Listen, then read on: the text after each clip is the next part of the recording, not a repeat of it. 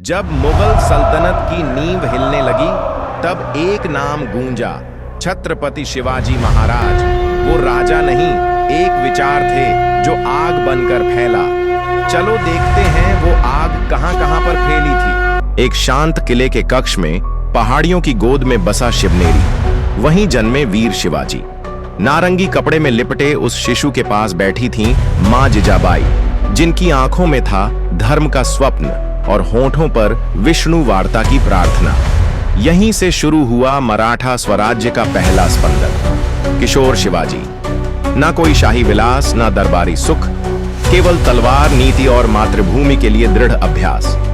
धूप में तपे, मैदानों में लड़े और मात्र 16 वर्ष की आयु में तोरणा किले पर फहराया भगवा ध्वज।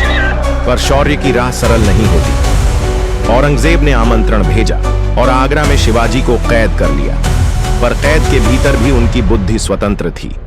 फल की टोकरी में छुपकर वे मुगल दरबार की आंखों से बच निकले और इतिहास को चकित कर दिया। 1674 में रायगढ़ पर शिवाजी छत्रपति बने, न्याय और धर्म के प्रतीक, जनता के सच्चे राजा। राज तिलक नहीं, ये स्वराज्य का जन तिलक था। उनके पश्चात संभाजी महाराज ने बागडोर संभाली। युद्ध कला में निपुण और ग्रंथों में पारंगत, संभाजी केवल योद्धा नहीं, विचारशील सम्राट थे। लेकिन इतिहास की सबसे पीड़ादायक मोड़ पर गद्दारी हुई।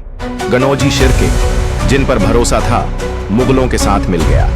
संभाजी को नदी किनारे घेरा गया। वे निशस्त्र थे, पर आत्मबल से भरे, झुके नहीं, डरे नहीं।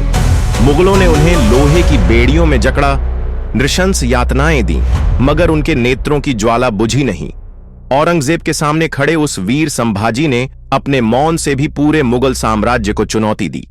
आज शिवाजी और संभाजी उनकी मूर्तियां नहीं, उनका तेज सदियों से आकाश को भगवा रंग दे रहा है। और जब सूर्य अस्त होता है, तब भी शिवाजी और संभाजी की छाया उस भगवे आकाश में अडिग खड़ी रहती है। क्योंकि कुछ वीर केवल इतिहास नहीं, प्रेरणा बन जाते हैं।